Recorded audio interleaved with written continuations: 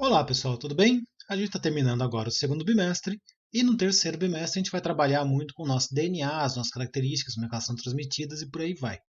Então, a aula de hoje vai ser uma introdução a todo esse estudo do DNA e das heranças dos seres vivos. Nós vamos discutir então os fundamentos da hereditariedade. Esses aqui são alguns conteúdos que eu vou passar para vocês e a ideia é que vocês consigam fazer essas habilidades. Mas afinal, o que é hereditariedade?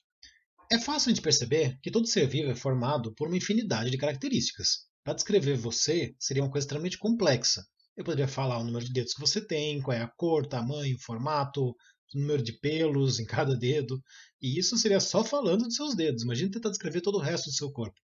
Mas é fácil a gente perceber que nós temos características de vários tipos. Nós temos algumas que a gente ganhou dos nossos pais e está com a gente desde que a gente nasceu. Por exemplo, a cor do seu cabelo, a cor do seu olho, o número de dedos que você tem e por aí vai. Mas outras características, elas são adquiridas ao longo da sua vida. Ninguém nasceu com tatuagem, mas você pode fazer ao longo da vida. Você ganha cicatrizes, você aprende alguns comportamentos, você pode fazer alterações nos seus cabelos, você ganha características, você ganha barbas. Então, nós acabamos dividindo as características em três grandes grupos. Primeiro, as características hereditárias. Uma característica hereditária ela é definida pelo seu DNA e, portanto, ela é passada de uma geração para a próxima. Se está no seu DNA, você pode passar para os seus filhos. E não necessariamente você vai ter essa característica desde que você nasceu, ou pelo menos você não vai ter ela manifestada desde que você nasceu. O exemplo da barba. Todos os meninos possuem o gene responsável pela barba. Só que você não apresenta essa característica até a puberdade.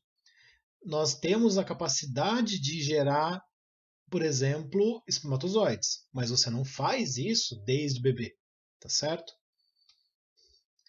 Existem até algumas doenças que se manifestam tardiamente. Quem assistiu à série House lembra que tinha uma personagem que tinha uma doença chamada Huntington. E esse Huntington é uma doença que é degenerativa, então ela vai causando dano nos neurônios, só que só faz isso da metade, lá pela metade da vida para frente. Então 30, 40 anos e por aí vai degradando rápido. Não, você tem esse gene defeituoso, você tem essa característica, mas você não apresentou desde pequeno. Você manifestou mais tarde. As características que você apresenta quando você nasce são o que a gente chama de característica congênita. Então ela está presente no seu nascimento ou ela surge no seu primeiro mês de vida. Sim, muitas das nossas características congênitas são hereditárias. O número de dedos, por exemplo, você nasce com essa característica e ela veio do seu DNA, mas não necessariamente. Nós temos vários casos de alguma má formação que é decorrente de alguma coisa que aconteceu durante a gravidez. Seja algum remédio que acabou sendo tomado e não deveria, que nem é o caso da talidomida, que era um remédio contra enjoo que causava uma formação dos bebês, seja uma infecção viral, que nem o Zika vírus e a microencefalia. Então, nós temos algumas características que são congênitas e hereditárias, e nós temos algumas características congênitas não hereditárias. Então, eles não são sinônimos, tá certo? E por último, nós temos características adquiridas, que são características que têm origem ambiental, ou seja, uma característica que você adquire dependendo do estilo de vida que você leva e do que acontece com você na sua vida, e, portanto, elas não são passadas por seus descendentes. Quando você pinta o cabelo, você vai fisicamente parecer com o cabelo de uma cor diferente, mas o seu DNA e os seus gametas não vão ter esse cabelo tingido, tá certo? Por mais que o seu cabelo esteja azul, no seu DNA ele não está. No seu DNA ele está na cor natural. A mesma coisa acontece, por exemplo, se você sofreu um acidente e você perdeu um braço. Por mais que o seu corpo não tenha mais esse braço, você foi montada com ele. Você tem as instruções para montar esse braço. E quando você montar um gameta, você vai mandar a instrução de montar esse braço para frente. Então essas características adquiridas, elas não são hereditárias. Mas beleza, como é que a gente vai passar essas características para frente então? Tá, é hereditário, legal, mas como é que passa de uma geração para a próxima? Acontece que a ciência ela sempre teve muito atrelada novas descobertas da biologia, atreladas às descobertas de ferramentas que permitam você analisar a natureza de uma maneira melhor. Uma das coisas que fez muita diferença para a biologia foi a descoberta, a invenção do microscópio, porque daí nós conseguimos olhar os seres vivos mais de perto e ver que nós somos formados de pedaços muito pequenininhos que são as células. Mas pense que até o século XV, XVI, tal, não tinha-se essa noção de que as células existiam. Só que isso não quer dizer que a gente não criava teorias. Desde sempre o homem se perguntou: como é que nasce um bebê? Por que quando você tem uma relação sexual, um bebê surge?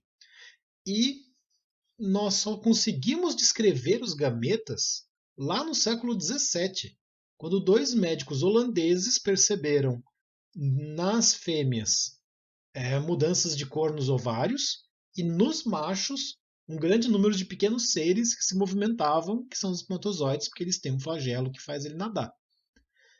Então a gente vai ver agora algumas teorias que explicariam como é que a gente nasce antes da gente saber que existia a célula e até depois que a gente descobriu as células.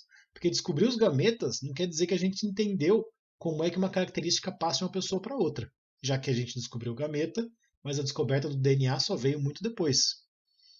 A teoria que foi recordista então de tempo que foi aceita é a teoria da pré-formação. Ela durou até parte do século XVIII. E ela dizia que os organismos já estão formados dentro dos pais. Ou seja, a mãe, nos gametas da mãe, já tinha uma fêmeazinha montada, e dentro do pai já tinha também um corpinho montado. E a parte interessante a ideia é que simplesmente é como se fosse uma semente e quando tivesse a fecundação, quando você ia ver essa mini pessoa simplesmente aumentar de tamanho. E aí tem essas imagens de você ter um espermatozoide com um bebezinho minúsculo dentro e de você ter um óvulo com uma bebezinha minúscula dentro, certo? Essa teoria, ela durou muito tempo, mas ela tem vários problemas muito graves. O primeiro deles se o bebezinho já estava montado dentro do pai, ele nunca ia ter nenhuma característica da mãe, porque afinal ele já estava pronto antes do macho cruzar com a fêmea. Se ele já estava pronto, não importa qual mulher você fizesse o filho ia nascer igual. A mesma coisa vale para as meninas. Se essa mini menina já está pronta, não importa quem é o pai. A mini menina, teoricamente, nasceria do mesmo jeito. Então você sempre teria meninos idênticos ao pai e meninas idênticas à mãe. E a gente sabe que não é isso que acontece. Todos nós somos uma mistura das características de ambos, tá certo? Essa teoria da pré-formação, ela resistiu bravamente até 1759 e ela finalmente foi cair em 1820, quando surgiu a teoria da epigênese. A teoria da epigênese defende que todos os seres vivos são formados a partir de uma primeira célula e que essa primeira célula vai se diferenciando sempre do jeito mais geral até as características mais específicas. E essas mudanças foram observadas principalmente pelo trabalho de um médico chamado Karl Ernst von Baer, que dissecou várias fêmeas de várias espécies em diferentes estágios da gravidez. E conforme ele ia dissecando esses embriões, ele ia mostrando como o embrião vai progredindo.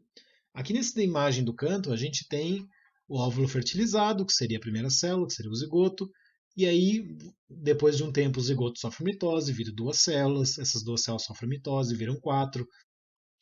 E nas primeiras etapas da divisão, nós temos realmente um amontoado de células que são muito parecidas em várias espécies.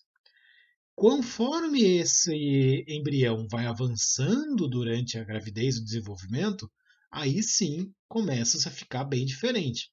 Mas quanto maior for o parentesco entre duas espécies, mais tempo os embriões ficam parecidos. Essa teoria é a mais próxima da que hoje em dia a gente reconhece, só que ela por si só não explica como é que as características passam de uma geração para outra. Ela só explica como é que os embriões são formados, o que já é um grande passo à frente da teoria da pré-formação. Alguns anos depois da criação da teoria da epigênese, existiu um grande naturalista chamado Charles Darwin, que é absurdamente famoso na biologia. E um dos trabalhos que ele fez que teve maior destaque é justamente um trabalho que discute a evolução das espécies e como que essa evolução se relaciona com o ambiente onde eles vivem, entre espécies diferentes e por aí vai. Só que para Darwin conseguir explicar a sua evolução, ele precisava de um jeito para explicar como é que uma característica passa de uma geração para outra e principalmente como é que a natureza interfere em quais características vão ser passadas ou não. Ele criou uma teoria para explicar a transferência das características, que é a teoria que ele chamou de teoria da pangênese. A ideia dele era: todos os órgãos e componentes do corpo vão produzir miniaturas de si mesmos. Então, meu ombro produz uma miniatura de ombro, meus dedos produzem miniatura de dedos, meu olho, miniatura de olho. Essas miniaturas são chamadas de gêmulas ou pangênes. A ideia é que essa miniatura de olho vai pelo sangue circular no meu corpo até se reunir nas gônadas. E aí vai formar o gameta. Durante a fecundação, os meus gametas, que receberam gêmulas de todo o meu corpo, vão se juntar com os gametas da fêmea, que recebeu também gêmulas de todo o corpo dela, e tendo esse embrião vindo da união das nossas gêmulas, acaba misturando as nossas características. Essa teoria, ela foi quase, é que ela tem alguns problemas meio graves. Então, por exemplo, uma pessoa que perdeu o braço, como é que ele está criando gêmulas ainda? Porque o cara perdeu o braço, mas o bebê nasce com o braço. É um casal que seja um casal de cabelo branco, por exemplo. Como é que o filho deles vai nascer com o cabelo da cor que eles tinham quando eram mais novos? E aí é o grande problema, né? Imagina um casal de olhos pretos e o filho nasce de olho azul. Como isso seria possível? Já que se os dois têm olho preto, eles estão transferindo gêmulas de olho preto, certo? Então, essa teoria do Darwin, ela tinha problemas muito graves. E, inclusive, foi uma das coisas que fez demorar para ser aceito os seus trabalhos evolutivos. Ele tinha um primo chamado Francis Galton, que tentou insistir nas teorias dele e defender e coisas do gênero. E Galton, para conseguir explicar para tentar melhorar a explicação, criou a lei da herança ancestral. Então ele diz que a herança ocorre pelo sangue, de algum jeito. Cada pessoa vai receber 50% das características do pai e 50% da mãe. E, por definição, vai receber 25% de cada avô e por aí e assim por diante. Então a ideia é que você recebe características dos seus antepassados de maneira por igual, certo? Ele também chegou perto aí do que a gente considera mais correto. Mas aí vem uma questão muito interessante. É muito difícil para a gente, nesse mundo de internet que a gente tem hoje, imaginar como era difícil para informações serem transferidas num mundo em que a internet não exista. Então, o Darwin, ele passou tanto tempo tentando criar sua própria teoria, e o Galton passou mais de 30 anos, só que 3 anos antes do Darwin criar a teoria da herança, e 32 anos antes do Galvin se esforçar para tentar remendar as teorias do primo, já tinha um monge austríaco chamado Gregor Mendel que publicou um trabalho que resolvia quase todos os problemas da teoria do Darwin. O grande problema é, ele publicou em alemão, que não era o idioma muito lido pela comunidade científica, que na época era muito francês, inglês e por aí vai. Então, Mendel publicou seus trabalhos em 1865. Os trabalhos dele só foram reconhecidos pela comunidade científica em 1900, 35 anos depois, e infelizmente 16 anos depois que ele morreu. Então, o trabalho dele, ele é absurdamente respeitado. As conclusões que ele chegou até hoje, a gente vê que está praticamente corretíssima. E ele chegou a todas essas conclusões antes de descobrirem que a meiose existe, antes de descobrirem que o DNA existe, que os cromossomos existem, e infelizmente ele nunca foi reconhecido por isso até o momento de sua morte. O que Mendel descobriu? Ele publicou para a comunidade científica que a transmissão das características hereditárias era feita por fatores, que ele chamou de fatores, ele não sabia o que era, lembra que ele não sabia que DNA e cromossomo existia. Então, existiam alguns fatores nos gametas dos seres vivos. Ele chegou a essa conclusão analisando diversas gerações da plantação de ervilhas que ele tinha no jardim da casa dele. Graças à redescoberta dos trabalhos do Mendel, foi criada a teoria cromossômica da herança, que é a que a gente mantém até hoje. Qual que era a grande vantagem?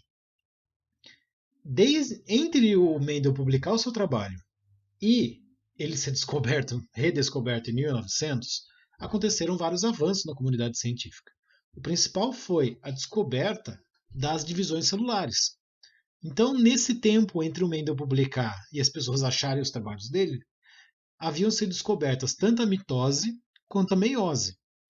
Mais do que isso, em 1902, um pesquisador chamado Walter Sutton percebeu que o jeito que os cromossomos se separavam na meiose eram exatamente do jeito que os fatores de Mendel se separavam na sua teoria. Então, ele fez uma correlação, ele propôs essa teoria cromossômica da herança, dizendo que os genes ou os fatores estão nos cromossomos. Lembra que a gente só entendeu a natureza química do DNA depois que o Mendel publicou o trabalho dele e só foi realmente descrita, ou melhor descrita, lá em 1944. Então, 40 anos depois do trabalho desse Sutton. Então a gente vai parar esse vídeo por aqui. A ideia era discutir com vocês o que é, como se transmitem as características e como é que a gente descobriu que as nossas características estão nos cromossomos. E me mandem todas as dúvidas que vocês tiverem, porque é um assunto muito interessante, mas é a base do nosso estudo de genética e vocês precisam dessa base para entender as próximas coisas que estão por vir. Bom estudo!